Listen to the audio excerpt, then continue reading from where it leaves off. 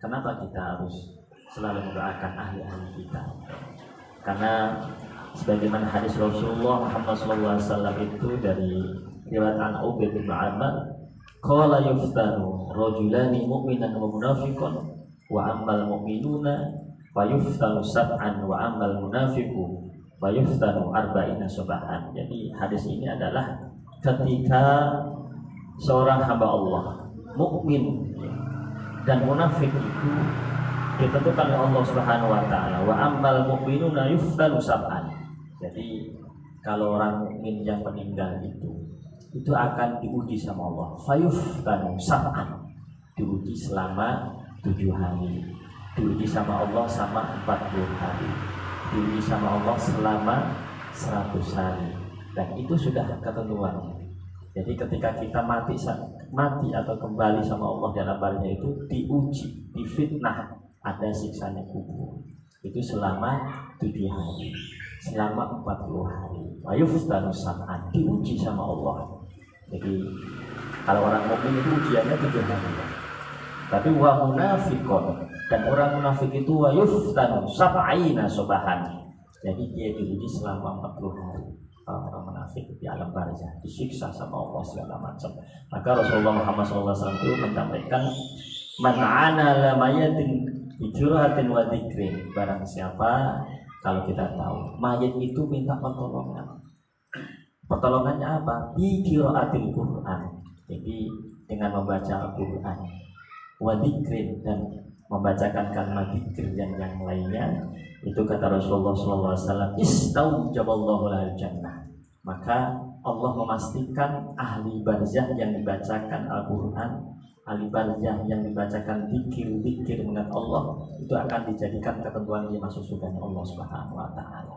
Itu salah satunya kenapa kita selalu mendoakan ahli-ahli kita. Allahumma firli dhunubi wa li walidayya wa lil mu'minina yauma yaqumu hisab. Bukan hanya 7 hari, bukan hanya 40 hari, bukan hanya 100 hari, bukan hanya 1000 hari. Kalau orang Jawa bilang kan sampai itu kalau katanya mah, kalau kita orang-orang sebelah bilang itu adalah bid'ah. Tapi ketentuannya Allah Subhanahu wa taala, kita diminta untuk mendoakan ahli-ahli kita itu bukan hanya 7 hari, bukan hanya 100 hari, bukan hanya 40 hari, bahkan yauma yaqumu hisab. Allah meminta untuk mendoakan ahli-ahli kita itu sampai di hari perhitungan.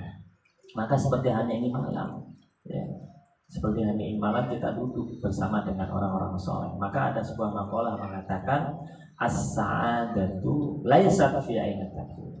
Jadi keberuntungan seseorang itu bukan karena kita berada di mana, bal fi ma'aman takun.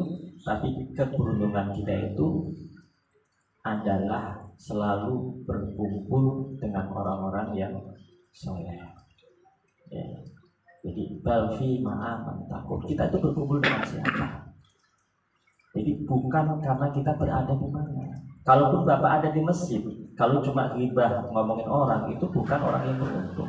Tapi maksudnya adalah ketika kita selalu berada dengan orang-orang soleh, mengingat Allah, zikir, menyebut sama Allah, itulah yang disebut adalah keberuntungan kita semuanya. Maka sampai Allah menyebutkan jannatul adnin yadkhulunaha man sholiha min abaihim wa azwajihim wa dzurriyyatihim wal malaikatu yadkhuluna min kulli bab.